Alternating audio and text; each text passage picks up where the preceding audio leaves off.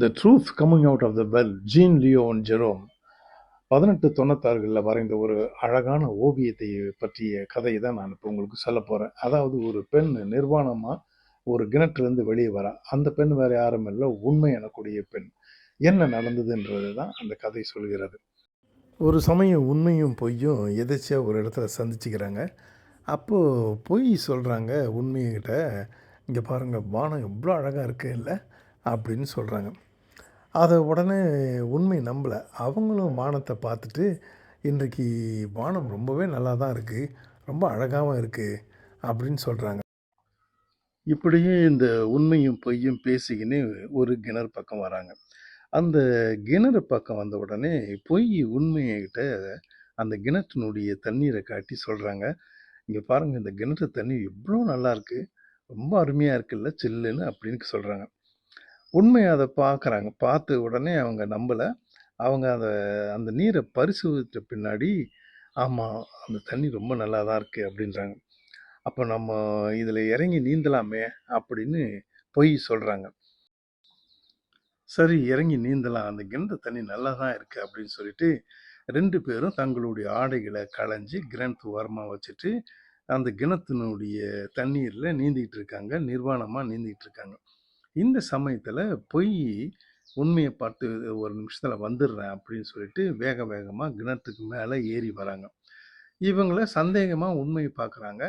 அப்போ வேகமாக வெளியில் வந்தவங்க உண்மையினுடைய ஆடைகளெல்லாம் வேகமாக போட்டுக்கிட்டு ஓட ஆரம்பிச்சிட்டாங்க பயங்கரமாக. இவங்க என்ன நம்ம துணியெல்லாம் இவங்க போட்டுட்டு ஓடுறாங்களேன்னு சொல்லிட்டு உண்மை என்ன பண்ணுறாங்க, அவசர அவசரமாக மேலே ஏறி வந்து அப்படியே அதே நிர்வாண கோலத்திலேயே அவங்களுடைய அந்த பொய்யுடைய ஆடைகளை போட்டுக்க விரும்பல. ஆனால் உண்மை அப்படியே நிர்வாணமாக அவங்கள துருத்த ஆரம்பிக்கிறாங்க. அப்படி துருத்தும் போது மக்கள் இருக்கிற பகுதிகள்லாம் துருத்திக்கிட்டு போகிறாங்க.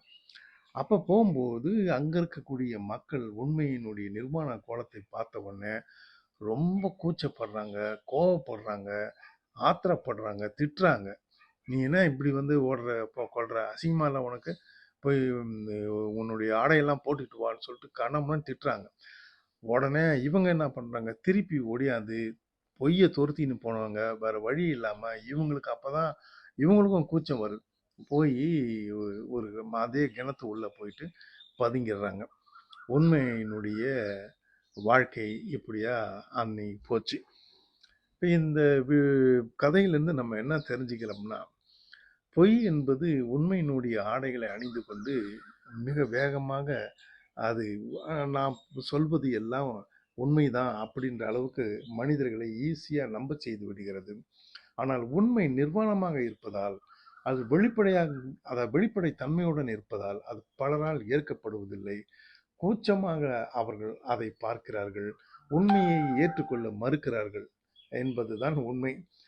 சரி, இப்போ இதில் என்னன்னா, ஏன் இந்த உண்மை பொய்யினுடைய ஆடைகளை போட்டு துருத்தி போய் அதை பிடிச்சி அப்புறமா அதை வாங்கியிருக்கலாம் இல்லை அப்படின்னா, உண்மையினுடைய பண்பு என்னன்னா, பொய்யினுடைய ஆடைகளை என்றைக்குமே அது அறிய விரும்புதாது ஒன்று. இன்னொன்று, உண்மைக்குள்ளேயே சில சிக்கல்கள் இருக்கு. அது என்ன சொன்னா, வள்ளுவர் சொல்றாரு இல்லை, வாய்மை எனப்படுவது யாதெனின் யாதொன்றும் தீமை இல்லாத சொல். அப்போ தீமை இல்லாத ஒரு சொல் என்று சொன்னால் அது பொய்யாகலாம் இருக்கலாம். அப்போ பொய் சொன்னால் அது ஏற்றுக்கொள்ளக்கூடியது தானே அப்படின்ற பிரச்சனைகள்லாம் வருதில்லை. இப்போ உண்மைக்கு பல குழப்பங்கள் நிறைந்த ஒரு ஒரு அதனுடைய அதை அப்படியே வெட்ட வெளிச்சமாக வைக்க முடியல. இன்றைய நான் என்னுடைய அனுபவத்தில் பரமஹம்சர் சொல்கிறார்ல, அவருடைய அந்த கோட் வந்து எனக்கு ரொம்ப பிடிக்கும். நான் எதுக்காகவும் நான் வந்து எதையும் தியாகம் பண்ணலாம், அதாவது உண்மைக்காக எதையும் தியாகம் பண்ணலாம், ஆனால் எதற்காகவும் உண்மையை தியாகம் பண்ண முடியாதுன்னு. இவருடைய இந்த வரிகளை ஏற்றுக்கொண்ட துறவிகள் கூட இன்றைக்கு பொய் பேசாமல் தங்களுடைய வாழ்க்கையை நடத்தலை என்றதை நான் அறுதியிட்டு பேசுவேன். என்னுடைய அனுபவத்தின் மூலமாகவே நான் உணர்ந்திருக்கிறேன். அப்போ உண்மை ஏன் அவங்களுக்கு பிடிக்க மாட்டுது? ஒரு ஒரு எந்த ஒரு துறவிக்கு, பற்றற்ற துறவிக்கும் உண்மை பிடிக்கணும் இல்லை, அவங்களுக்கே பிடிக்கலன்னு சொன்னால் அப்போ யாருக்கு பிடிக்கும்? துறவி என்பவரும் ஒரு தங்கம் மாறி, அந்த துறவிகளுக்கு தங்கமே இந்த பொய்யனும் துருப்பிடிக்க ஆரம்பிச்சிருக்கு. பொய்யை தன்னை சுற்றி பொய்களை தான் வைத்திருக்கிறாங்க.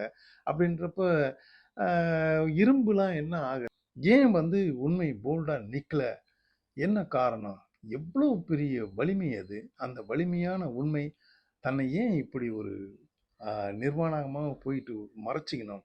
இந்த கேள்வி எனக்கு எழத்தான் செய்கிறது. உங்களுக்கு பதில் தெரிஞ்சா சொல்லுங்க.